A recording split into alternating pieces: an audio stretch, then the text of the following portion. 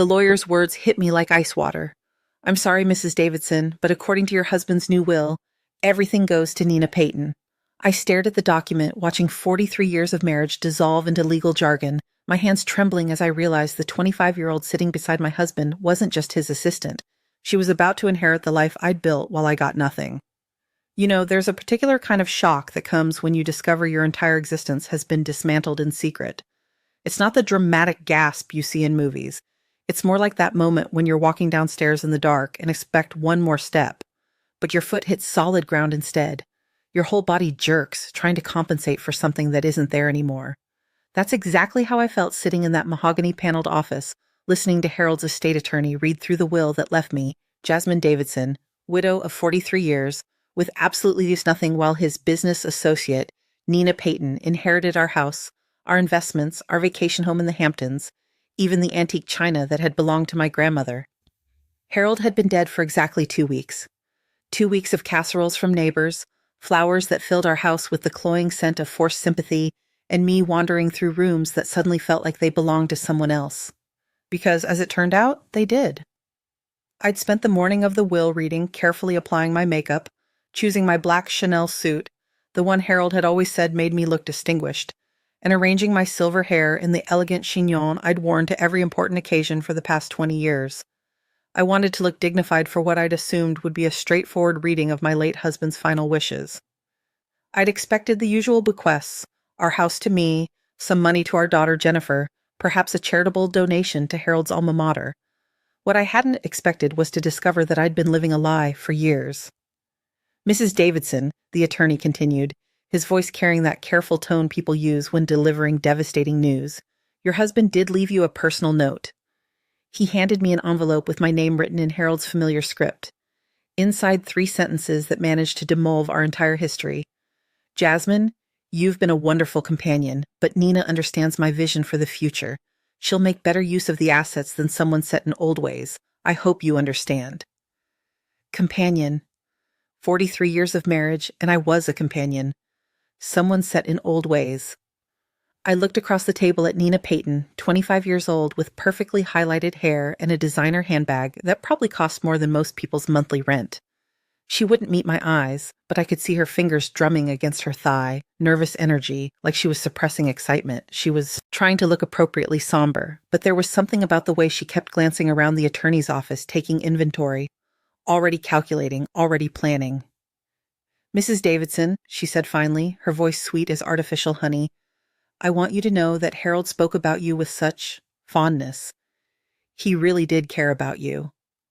The way she said care made it sound like Harold might have cared about a pet or a favorite chair. Something comfortable and familiar, but ultimately replaceable. That's when something inside me shifted. Not broke, shifted.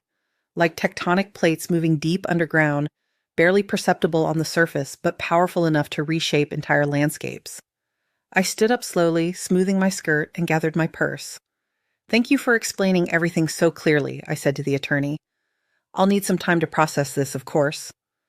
What I didn't tell them was that Harold's betrayal, devastating as it was, had just reminded me of something I'd forgotten in 4 decades of being the perfect wife. I was Jasmine Morrison before I became Jasmine Davidson, and Jasmine Morrison had graduated summa cum laude with a degree in business administration back when women in business were still novelties.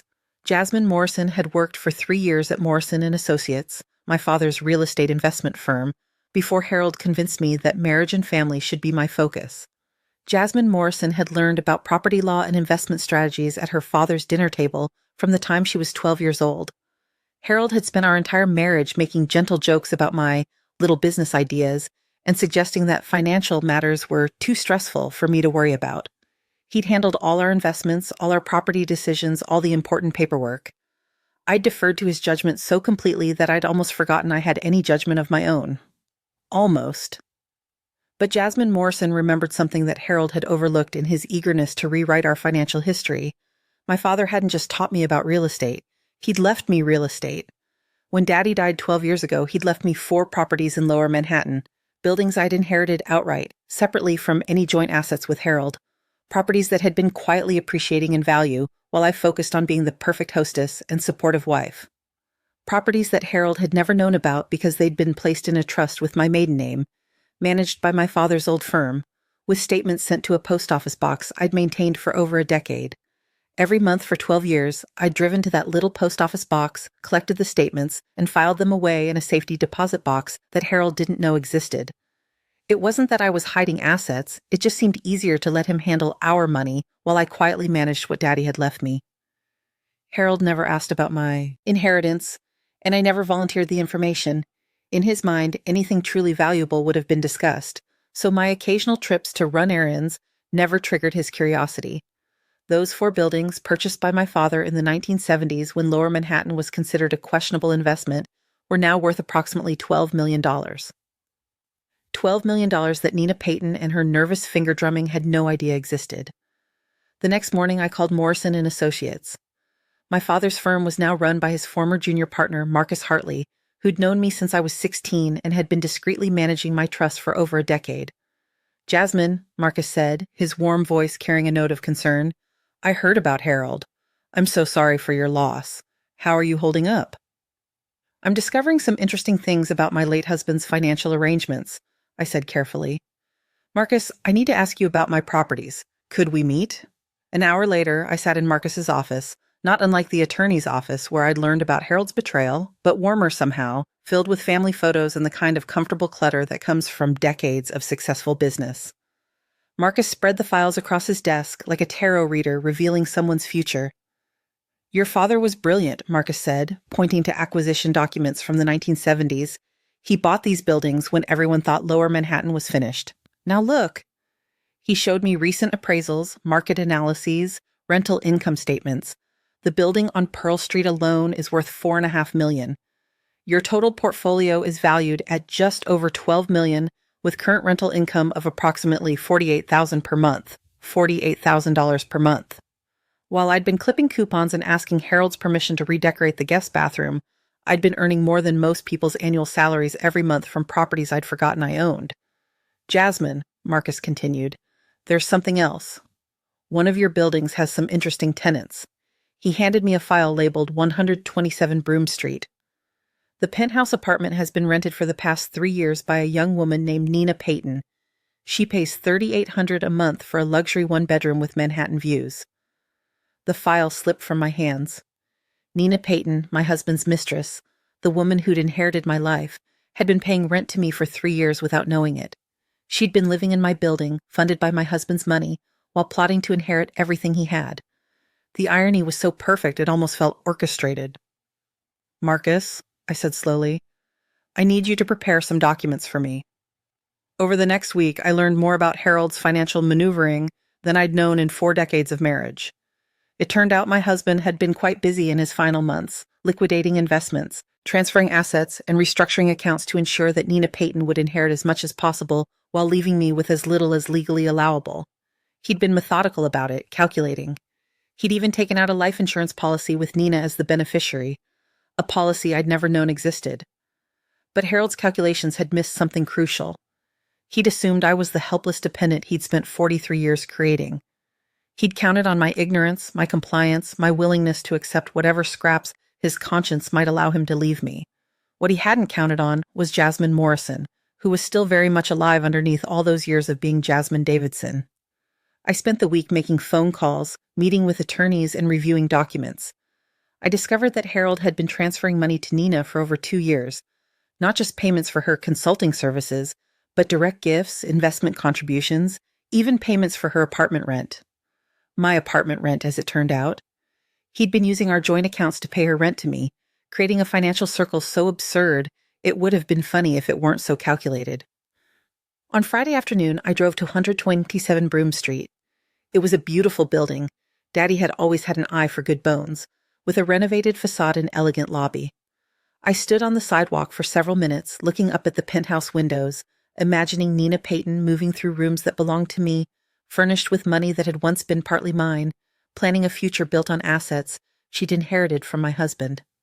That evening I called my daughter Jennifer. She'd been worried about me since the will reading, calling twice a day to check on how I was coping. Jennifer lived in Seattle with her investment banker husband and 2 teenage children. She'd built a life as far from her father's shadow as possible, something I was beginning to understand more clearly. "Mom," she said, her voice tight with concern, I've been talking to David about Dad's will. We might be able to contest it, especially if there was undue influence. David knows some attorneys who specialize in— Sweetheart, I interrupted gently. I need to tell you something about your grandfather's real estate investments. I explained about the buildings, the trust, the monthly income I'd been quietly earning for 12 years. I told her about Nina Payton's apartment, about Harold's transfers, about the intricate financial web that my husband had woven without realizing he was tangling himself in someone else's net. Jennifer was quiet for a long moment. Then she started laughing. Not bitter laughter, but the kind of delighted amazement you feel when a complicated puzzle suddenly reveals its solution. Mom, she said, are you telling me that Dad spent 2 years paying his mistress's rent to you? That's exactly what I'm telling you. And she has no idea that you're her landlord? None whatsoever. Mom, this is beautiful. What are you going to do? That was the question, wasn't it? What was I going to do? I could continue being Jasmine Davidson, the wronged wife, the victim of Harold's calculated betrayal. I could fight the will, contest the inheritance, drag everything through probate court, while Nina Payton lived in luxury with my husband's assets. I could be bitter and resentful and spend whatever years I had left nursing grievances and fighting battles I might not win. Or I could remember that I was Jasmine Morrison's daughter, and Jasmine Morrison's daughter had learned long ago that the best revenge isn't getting mad. It's getting even through superior strategy. On Monday morning, I called Marcus Hartley again. Marcus, I want you to send Nina Payton an eviction notice, 30 days, as required by law, and I want you to schedule a meeting with her this Friday at 2 o'clock. Tell her the building owner wants to discuss her lease personally.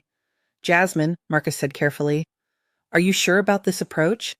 There might be more diplomatic ways to— Marcus, my husband just gave his mistress everything I spent 43 years helping him build. Diplomacy is no longer my priority. The eviction notice was delivered on Tuesday. I know because I spent Tuesday afternoon sitting in a coffee shop across the street from 127 Broome Street, watching the building entrance with the patience of someone who has suddenly discovered she has nothing but time and $12 million worth of motivation.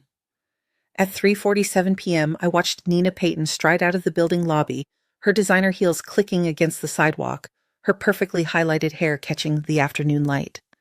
Even from across the street, I could see the tension in her shoulders, the sharp movements of someone who'd just received unexpected bad news. She stood on the sidewalk for several minutes, cell phone pressed to her ear, gesturing animatedly. From her body language, I could tell she was upset, confused, probably calling someone for advice about this mysterious eviction notice from a landlord she'd never heard of. She kept looking up at the building like she was seeing it differently, like she was just now realizing that her perfect penthouse apartment existed within someone else's larger plans. On Wednesday, I received a call from a law firm I didn't recognize. A young man with an overly confident voice informed me that he was representing Ms. Nina Payton in a matter regarding residential property, and that his client was requesting a meeting to discuss what he termed this apparent misunderstanding about her lease agreement.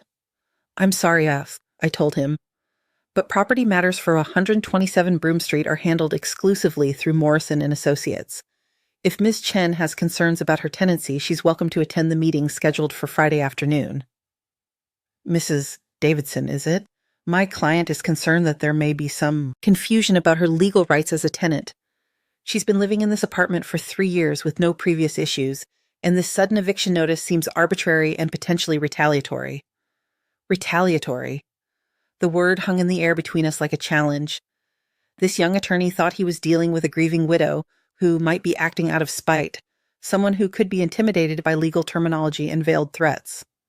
You're absolutely right, I said pleasantly. There does seem to be some confusion about legal rights. I'm sure Friday's meeting will clarify everything for everyone involved.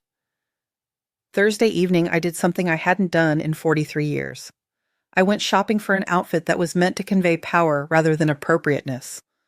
I found a tailored charcoal gray suit that fit like armor, paired it with my grandmother's pearl necklace, the one Nina Payton would never inherit, and my best black leather pumps. I had my hair styled in a sleek bob that took 10 years off my appearance and made my eyes look sharp as winter sky. Friday at 1:55 p.m., I walked into the conference room at Morrison and Associates. Marcus had arranged everything perfectly. A large mahogany table, leather chairs, and floor-to-ceiling windows that looked out over the city. Legal documents were stacked neatly at one end of the table, and Marcus had prepared a comprehensive portfolio of my property holdings, rental agreements, and financial statements. At exactly 2:00, Nina Payton arrived with her attorney, the overconfident young man who'd called me, now looking slightly less certain as he took in the formal setting and expensive surroundings. Nina herself looked exactly as I'd expected, impeccably dressed in a cream-colored suit that probably cost more than most people's monthly rent, her makeup flawless, her manner radiating the kind of confidence that comes from never having to worry about money. She looked at me with polite confusion, clearly not recognizing me from the will reading. In her mind, I was probably just another widow who needed to be managed, another obstacle between her and her comfortable new life.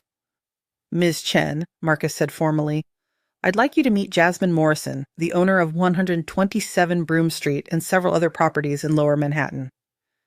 The confusion on Nina's face deepened. She looked from Marcus to me, then to her attorney, clearly trying to process why the building owner had the same last name as Harold's widow. "I'm sorry," she said, her voice carrying that careful politeness people use when they're not sure what's happening but suspect it might be important. "But I think there might be some mistake. I've been living at 127 Broome Street for 3 years, and I've never heard of Jasmine Morrison." "That's because you've been paying rent to Jasmine Morrison through property management," I said calmly. "But you've been doing it with money from Harold Davidson's accounts. Harold Davidson was my husband." The color drained from Nina's face so quickly I thought she might faint. Her attorney leaned forward, suddenly alert, probably realizing that this wasn't the simple landlord-tenant dispute he'd expected. "Mrs. Davidson," Nina's attorney said quickly, "if there are personal issues between you and my client that are unrelated to the property management—" "Oh, but they are related," I interrupted, opening the folder Marcus had prepared. "You see, for the past 2 years, Harold Davidson has been transferring money from our joint accounts to pay Ms. Chen's rent, which means essentially that I've been paying her rent while she was sleeping with my husband." I spread the bank statements across the table like playing cards. Transfers from Harold's account to Nina's account, rent payments from Nina's account to Morrison Property Management, monthly statements showing the circle of money flowing from my marriage to my inheritance and back again. "Furthermore," so often I continued, "since Miss Chen is now the primary beneficiary of Harold's estate, she's inherited the obligation to continue making rent payments. Unfortunately, as the property owner, I've decided to raise the rent to reflect current market values." Marcus handed Nina a document. "The new lease terms," he said. "Market rate for a penthouse apartment in this neighborhood is approximately $12,000 per month. The rent increase will take effect immediately upon signing of the new lease agreement." $12,000 per month. I watched Nina's face as she processed the number. Her inheritance from Harold was substantial, but it wasn't infinite. At $12,000 per month, plus her living expenses, plus the taxes on her inherited assets, she'd be burning through Harold's carefully accumulated wealth at an unsustainable rate. "This is extortion," her attorney said, but his voice lacked conviction. He was smart enough to know that property owners have the right to set market rates, especially when lease agreements are being renewed. "This is business," I replied calmly. "Ms. Chen is welcome to find alternative housing if she finds the terms unacceptable. I understand there are some lovely studio apartments available in Queens for much more reasonable rates." Nina was staring at the bank statements, her perfectly manicured fingers tracing the pattern of payments. I could see the moment when she realized the full scope of what had been happening. Harold had been using my money to support their relationship while planning to leave me with nothing. She'd been complicit in a financial arrangement that was not only morally questionable, but also deliciously ironic. "Harold never told me," she whispered, more to herself than to anyone else.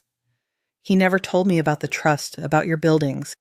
He said you didn't understand business, that you were too emotional about money to be involved in investment decisions." "Harold said a lot of things that turned out not to be true," I replied. "For instance, he told me you were his business associate. He told you I was an emotional woman who didn't understand finance. It seems my late husband had a talent for creative storytelling." Nina's attorney was reviewing the lease agreement, probably looking for loopholes or legal challenges. But Marcus Hartley had been practicing real estate law for 30 years, and the documents were airtight.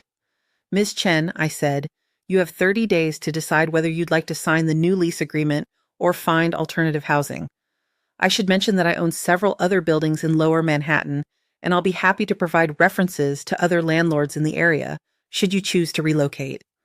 "What do you want?" Nina asked suddenly, looking directly at me for the first time since learning who I was. You didn't call this meeting just to raise my rent. What do you want? It was a good question. What did I want? Harold was dead. I couldn't make him face the consequences of his betrayal. Nina Payton was young and beautiful and had inherited everything I'd spent 43 years helping to build. She'd been rewarded for sleeping with my husband while I'd been discarded like outdated furniture. What I wanted was my dignity back.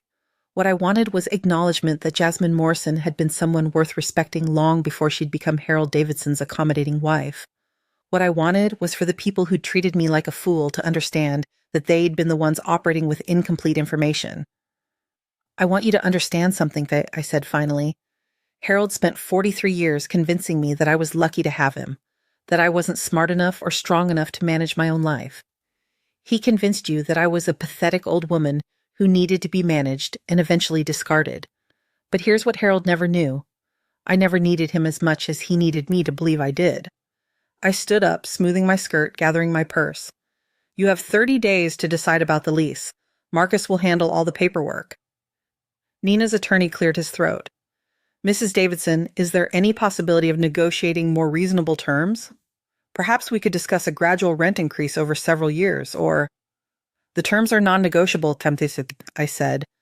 Miss Chen is of course free to make whatever choice seems best for her future financial security. I walked toward the door, then turned back. Oh, and Nina? You might want to have Harold's financial advisor review the tax implications of your inheritance. I understand there can be quite substantial tax burdens on inherited assets, especially when the estate includes investment accounts and property holdings. I'd hate for you to be surprised by unexpected obligations. The look on Nina's face told me she hadn't considered the tax implications. Harold had probably presented the inheritance as a gift, without mentioning that inherited wealth comes with inherited responsibilities. She'd been thinking about the money she was gaining, not the money she'd owe. I left them in the conference room, probably frantically calculating numbers and legal options. Marcus walked me to the elevator, smiling like a chess player who'd just achieved checkmate in an unexpectedly elegant number of moves. Jasmine, he said. Nine, you said. Your father would be proud. That evening, I sat in my garden with a glass of wine, watching the sunset paint the sky in shades of gold and pink. It was the same garden where I'd spent countless evenings listening to Harold talk about his day, his business decisions, his plans for our future. A future that, as it turned out, had never included growing old together. But tonight, for the first time in months, I felt peaceful. Not happy exactly. There was still grief for the life I'd thought I had, still anger at the betrayal I'd discovered. But underneath those emotions was something I'd almost forgotten. The quiet satisfaction of competence, of taking action instead of accepting action taken against me. My phone rang. Jennifer calling for her evening check-in. Mom, she said, I've been thinking about our conversation, about the buildings and Nina Payton and Dad's will. Are you really going to charge her $12,000 a month? Market rate, I said calmly. It's actually quite reasonable for a penthouse in that neighborhood. Mom, she'll never be able to afford that long term. She'll have to move. That's her choice to make. Jennifer was quiet for a moment. You know what, Mom? I'm proud of you. Dad spent so many years making you think you needed his protection, his management. But you never did you? You were just being kind enough to let him think he was necessary. After we hung up, I sat in the garden until the stars came out. Tomorrow I would start making plans for my new life, a life where Jasmine Morrison's intelligence would be an asset rather than something to be carefully hidden, where my opinions would matter, where I wouldn't need anyone's permission to make decisions about my own future. The house phone rang around 10 p.m. I almost didn't answer it, but something made me pick up. Mrs. Davidson? Nina Payton's voice, smaller than it had been in the conference room, stripped of its earlier confidence. I hope I'm not calling too late. I wanted to talk to you about everything. I'm listening. I didn't know, she said, and I could hear tears in her voice. About the buildings, about the money transfers, about any of it. Harold told me you two had an understanding, that you'd agreed to an amicable separation, that you wanted him to be happy. He said you were getting plenty of money from the divorce settlement. We were never divorced, Nina. I know that now. I mean, I knew you were married, but he made it sound like it was just a legal formality, like you were basically separated. He said you lived like roommates, that you'd been planning to divorce for years but kept putting it off for tax reasons. I found this version of our marriage fascinating. In Harold's revision, I hadn't been a devoted wife. I'd been a cooperative business partner in an amicable dissolution. It was almost creative, the way he'd rewritten our history to make his betrayal sound reasonable. Harold was a talented storyteller, I said. Mrs. Davidson, I need you to know that I never wanted to hurt you. I thought I was making him happy without causing anyone else pain. He said you understood about the inheritance, that you'd agreed it was better for tax purposes if everything went to one person, and that you trusted him to take care of you afterward. And you believed him? I wanted to believe him. I know how that sounds, but I really did think it was that all consensual, all arranged. I thought you were okay with everything. I almost felt sorry for her. Harold had been lying to both of us, just in different ways. He'd told me she was a business associate while telling her I was a cooperating ex-wife. He'd created two separate realities that allowed him to feel justified in his actions. Nina, I said, what do you want from me? I want to make this right somehow. I know I can't undo what happened, but maybe we could work something out. About the apartment, about the inheritance, about all of it. I don't need everything Harold left me. I never asked for all of it. What are you proposing? What if I signed over half the inheritance to you? The house, the investment accounts, half of everything. And I'll move out of the apartment, find somewhere else. I don't want to be the reason your marriage ended. I don't want to be the person who took everything from you. It was a generous offer, more than I'd expected. Nina Payton was discovering that inheriting someone else's life came with moral complications she hadn't anticipated. She was 25 years old, suddenly wealthy, and realizing that money obtained through betrayal might not feel as satisfying as money earned honestly. That's very thoughtful, I said, but it's not necessary. But, Mrs. Davidson, it's not fair. You were married to him for 43 years. You helped build everything he had. You deserve more than I do. Nina, I want you to listen to me carefully. I don't need Harold's money. I never did. I have my own assets, my own income, my own financial security. What Harold left me wasn't money. It was knowledge. Knowledge about who he really was, knowledge about who I really am, and knowledge about what I'm capable of when I stop pretending to be helpless. But the apartment rent is $12,000 per month, as discussed. You're welcome to pay it or find alternative housing. That's a business decision that has nothing to do with Harold or inheritance or making things right. That's just capitalism. Nina was quiet for a long moment. You're not going to make this easy for me, are you? Why should I? Harold didn't make anything easy for me. You didn't make anything easy for me. Why exactly should your comfort be my responsibility? I don't know, she said honestly. I guess I hoped you might be kinder than I deserve. I am being kind. I'm giving you honest information and honest choices. Harold spent years protecting you from honest information. I'm treating you like an adult who can handle the consequences of adult decisions. After I hung up, I realized something had shifted in my chest. That tight knot of humiliation and grief that had been lodged there since the will reading had loosened. Not disappeared, but loosened. I wasn't angry anymore. Not the way I had been. I was just clear. Clear about who I was, clear about what I wanted, clear about what I would and wouldn't accept. The next morning, I called my real estate agent and put Harold's house on the market. The house Nina Payton had inherited, the house I'd lived in for 43 years, the house where I'd hosted dinner parties and raised my daughter and accommodated my husband's increasingly elaborate deceptions. I didn't want it anymore. It belonged to my old life, to Jasmine Davidson, who'd been grateful for whatever consideration Harold chose to show her. Jasmine Morrison wanted something different. I found a beautiful apartment on the Upper East Side, a pre-war building with high ceilings and crown molding and windows that faced east toward the sunrise. It had a modern kitchen where I could learn to cook for one person, a small balcony where I could grow herbs, and a study where I could finally read all the books Harold had considered too intellectual or impractical for bedtime reading. The apartment cost $8,000 per month, which seemed reasonable given that my properties were generating $48,000 in monthly rental income. For the first time in my adult life, I would be living entirely on my own money, making my own decisions, answering to no one but myself. 2 weeks later, Nina Payton called to tell me she'd decided to move out of the penthouse. She'd found a smaller apartment in Brooklyn, she said, something more appropriate for someone just starting out in life. She was also planning to take some business courses, maybe start her own consulting firm. She wanted to earn her own success rather than living off Harold's legacy. That sounds wise, I told her. Mrs. Davidson, can I ask you something? Of course. Do you think Harold really loved either of us? Or were we just convenient for different purposes?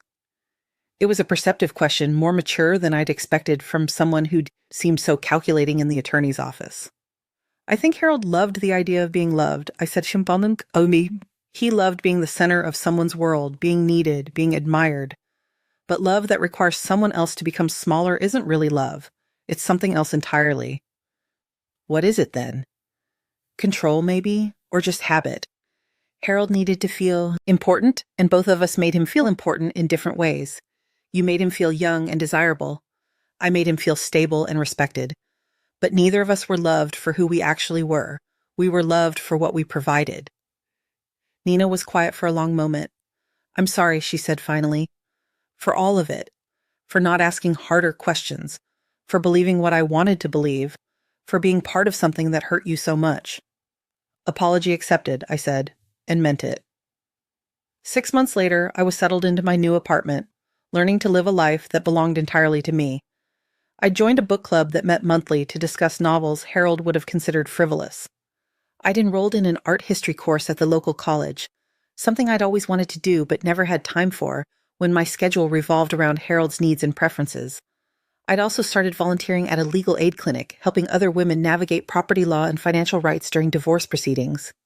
It turned out that Jasmine Morrison's long-dormant business education was extremely relevant to women who'd spent decades letting their husbands handle the finances, only to discover, during divorce, that they had been systematically excluded from their own financial lives.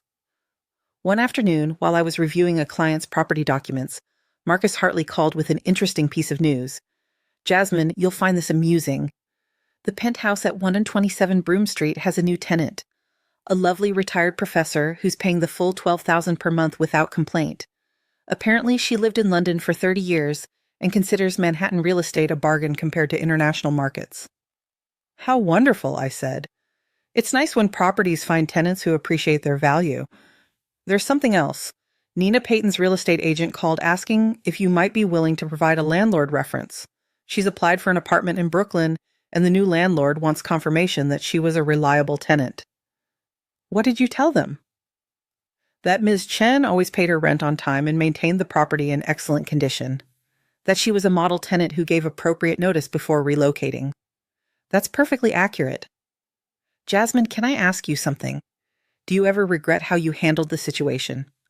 Some people might say you could have been more generous in your response to everything that happened. I thought about it for a moment, watching the afternoon sunlight stream through my new windows, highlighting the books I'd been reading, the plants I'd been nurturing, the art I'd chosen for my own walls. Marcus, Harold spent 43 years teaching me to be grateful for whatever kindness he chose to show me. He trained me to accept less than I deserved and call it generosity. Nina Payton inherited that same training when she inherited Harold's estate, the assumption that she deserved whatever she could get, regardless of how she got it. And you don't think that's true? I think we all deserve exactly what we earn through honest effort and ethical choices. Harold earned a wife who trusted him completely and a mistress who made him feel young. What he didn't earn was the right to dispose of my dignity along with his property. Nina earned a comfortable affair with a wealthy older man. What she didn't earn was a consequence-free inheritance of everything I'd helped Harold build. So you gave them both what they actually earned. I gave them both the truth about their choices. What they did with that truth was up to them. That evening, I had dinner with Jennifer and her family, who were visiting from Seattle. My granddaughter Francesca, now 16, was full of questions about my new apartment, my new life, my new independence. Grandma, she said over dessert, Mom told me about Grandpa's will and the buildings and everything. She said you basically outsmarted everyone and won. I wouldn't say I won, sweetheart. I'd say I remembered who I was. But you did get revenge, right? On the woman who stole Grandpa? Jennifer looked alarmed, probably worried that I'd been harboring unhealthy resentment, but I knew how to answer this. Francesca, the best revenge isn't hurting someone who hurt you. The best revenge is building a life so good that their opinion of you becomes irrelevant. Francesca considered this seriously, the way teenagers do when they're trying to decode adult wisdom. But didn't it feel good when she had to move out of the expensive apartment? What felt good was realizing I didn't need anyone's permission to charge fair market rent for my own property. What felt good was remembering that I'm Jasmine Morrison's daughter, and Jasmine Morrison's daughter knows how to take care of herself. Later that night, after Jennifer's family had returned to their hotel, I sat on my balcony with a cup of tea, looking out over the city lights. My phone buzzed with a text message from an unknown number. "Mrs. Davidson, this is Nina Payton. I hope it's okay that I'm texting you. I wanted you to know that I started my consulting business and I got my first client today. I'm working with small businesses on financial planning. I thought you'd like to know that I'm trying to earn my own success now. I also wanted to thank you for teaching me that inheriting something doesn't mean you deserve it. I hope you're happy in your new life." I stared at the message for a long time before responding. "Congratulations on your new business. I hope it brings you satisfaction that comes from your own efforts. Best wishes for your future." It was a small exchange, but it felt like closure. Nina Payton was learning to build a life based on her own capabilities rather than someone else's legacy. I was already living mine. The next morning, I received a call from my lawyer, not Marcus, but the estate attorney who'd been handling the final details of Harold's will and the sale of his house. "Mrs. Davidson, I have some interesting news. We've completed the sale of your late husband's property, and there's been an unexpected development regarding the proceeds." "Oh?" "It seems there was a substantial amount of money hidden in the house. Literally, hidden. The new owners found a safe behind a false wall in the basement, and inside was nearly $200,000 in cash, along with some documents that suggest your husband had been systematically skimming money from his business accounts for years." I wasn't entirely surprised. Harold had always been secretive about money, always claiming that financial matters were too complex for me to understand. Apparently, they'd been too complex for the IRS to understand as well. "The new owners are legally obligated to turn the money over to the estate," the attorney continued. "Since Ms. Chen is the primary beneficiary, the money should go to her. However, there's a complication. Some of these documents suggest that the money might have been obtained through tax evasion or other questionable practices. If that's the case, there could be significant legal ramifications for whoever inherits it." "What kind of legal ramifications?" "Potential federal investigation, possible criminal charges for tax evasion, substantial penalties and back taxes. The IRS tends to be quite thorough when they discover hidden assets, especially in amounts this large." "And this would affect Nina Payton?" "As the inheritor of the estate, she would be responsible for any legal obligations associated with the assets. Yes." I thought about this for a moment. Nina Payton, who was just starting her own business, who was trying to build a life based on honest effort, was about to inherit not just Harold's money, but Harold's legal problems as well. What options does she have? She could disclaim the inheritance of these specific assets, essentially refusing to accept them. That would mean the money would go to the secondary beneficiary, which, according to the will, would be you. So I could inherit Harold's hidden money and his legal problems. Precisely. What would you advise? Frankly, Mrs. Davidson, I'd advise anyone to stay as far away from this money as possible.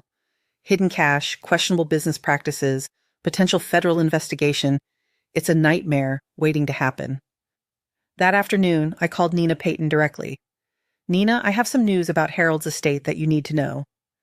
I explained about the hidden money, the suspicious documents, the potential legal consequences. I watched her face change as she processed the information, confusion, then understanding, then something that looked like relief. "So if I accept this money, I could end up in federal court?" "That's a possibility."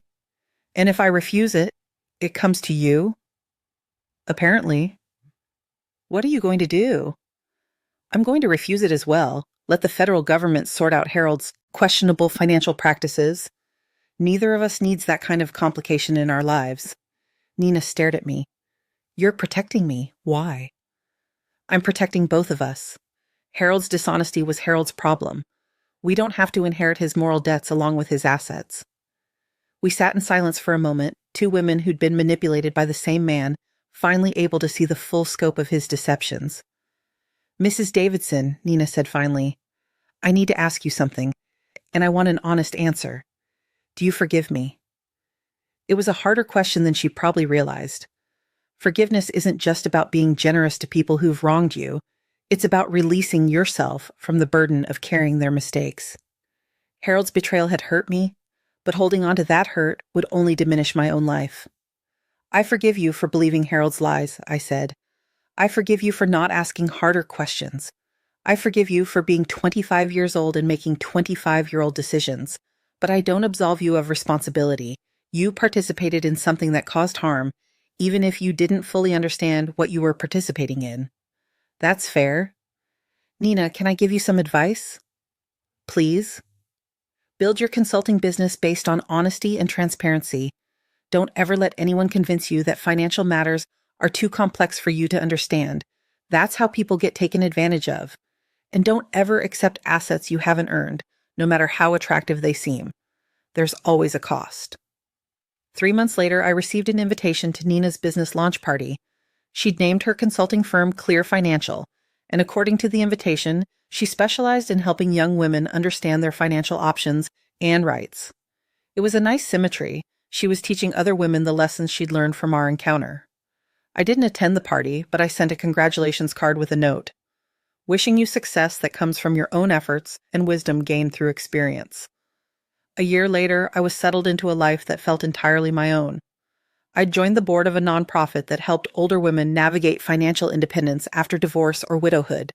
I'd started taking French lessons, something I'd always wanted to do but never had time for when my schedule revolved around Harold's preferences. I'd even begun dating a lovely widower named Robert, who appreciated both my intelligence and my independence. Robert was nothing like Harold.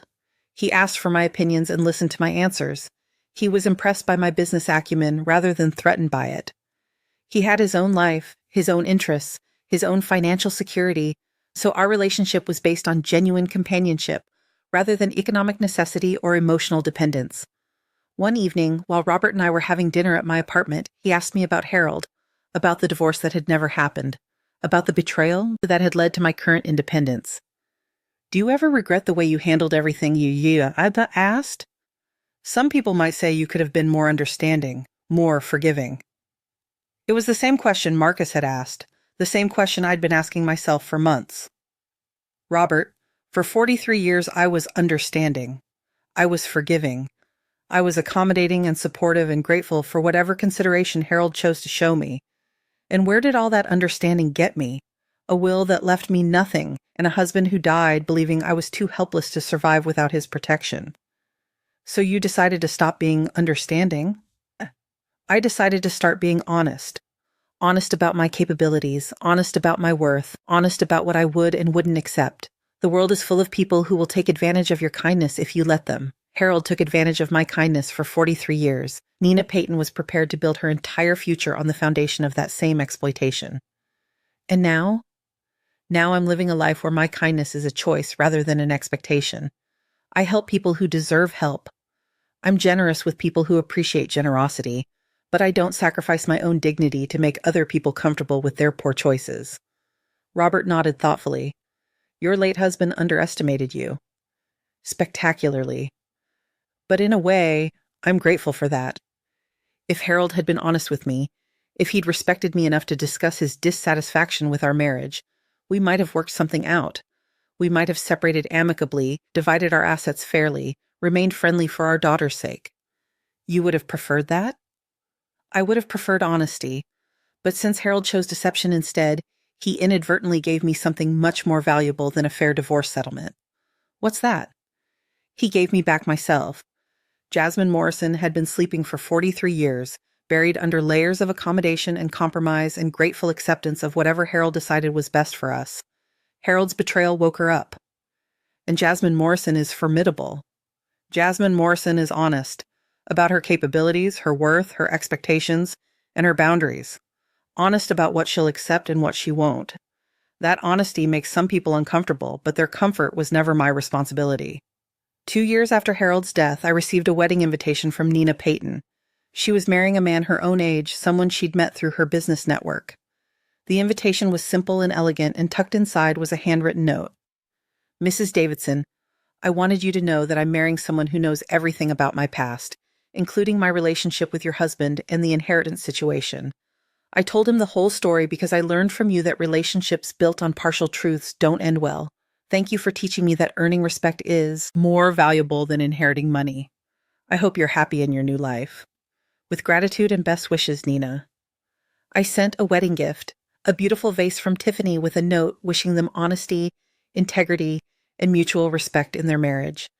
It felt like the final chapter in a story that had begun with betrayal and ended with wisdom. On the second anniversary of Harold's death, Jennifer called to check on me, the way she'd been doing regularly since the will reading. "Mom, are you doing anything special today? I know anniversaries can be difficult." "I'm having lunch with Robert, then we're going to the museum. Tonight I have book club." "You sound happy." "I am happy, not in spite of what happened with your father, but because of what I learned about myself when everything fell apart." "Mom, can I tell you something? I was proud of Dad when I was growing up. He seemed so successful, so in control of everything. But watching you these past 2 years, building a completely new life at 72, starting over with nothing but your own intelligence and determination, I've never been more proud to be your daughter." "Thank you, sweetheart. That means more to me than you know." "Do you think Dad would be surprised by how everything turned out?" I considered this seriously. Harold had spent our entire marriage believing that I was fundamentally dependent on him, that I needed his guidance and protection to navigate the world. He'd arranged his will based on that assumption, that I would be helpless without him, grateful for whatever consideration his conscience might have demanded he show me. "I think your father would be very surprised," I said finally. "He spent 43 years convinced that I was lucky to have him. I don't think it ever occurred to him that he might have been the lucky one." That evening, I sat in my study reviewing my monthly financial statements. My property investments were performing well, generating steady income that allowed me to live comfortably while supporting causes I cared about. I'd started a small scholarship fund for older women returning to school, something I'd named the Jasmine Morrison Educational Foundation. The foundation was my legacy, not money inherited from someone else's hard work, but resources I'd accumulated through my own investments and decisions, dedicated to helping other women discover their own capabilities. Every month, I received letters from scholarship recipients, women in their 50s and 60s and 70s, who were pursuing degrees, starting businesses, building new careers after years of putting their own ambitions aside. Their stories reminded me that Jasmine Morrison had never really disappeared. She'd just been waiting for the right moment to resurface. Harold's betrayal had been devastating, but it had also been liberating. For the first time in my adult life, I was free to be exactly who I was without worrying about whether that person fit someone else's expectations. I thought about Nina Payton, now Nina Martinez, building her consulting business and her honest marriage. I thought about Harold, whose elaborate deceptions had ultimately served no one well, least of all himself. I thought about the woman I'd been 2 years ago, grateful for scraps, apologetic for taking up space, convinced that her worth was measured by other people's approval. That woman had been kind, but she'd also been afraid. Afraid of conflict, afraid of disapproval, afraid of standing alone. Jasmine Morrison wasn't afraid of any of those things. She was kind when kindness was appropriate, firm when firmness was necessary, and absolutely uncompromising about her own dignity. The phone rang, interrupting my thoughts. Robert calling to say goodnight. "How was your evening, Gefida?" he asked. "Peaceful, productive, perfect, really." "Good. I'll see you tomorrow for lunch?" "Absolutely. Sleep well, Robert." "Sweet dreams, Jasmine." Jasmine. Not Mrs. Davidson, not Harold's widow, not someone defined by her relationship to someone else. Just Jasmine, a woman who owned property and made decisions and lived exactly the life she chose to live. I turned off the lights and walked through my apartment, my space, furnished with my choices, filled with my books and my art, in the quiet satisfaction that comes from building something entirely your own. Tomorrow I would wake up in my own bed, make my own decisions, spend my own money on causes and people and experiences that mattered to me. It was a life Harold never could have imagined for me, a life Nina Payton had never thought I deserved, a life that Jasmine Morrison had built from the ashes of Jasmine Davidson's accommodating existence. And it was exactly the life I was meant to live.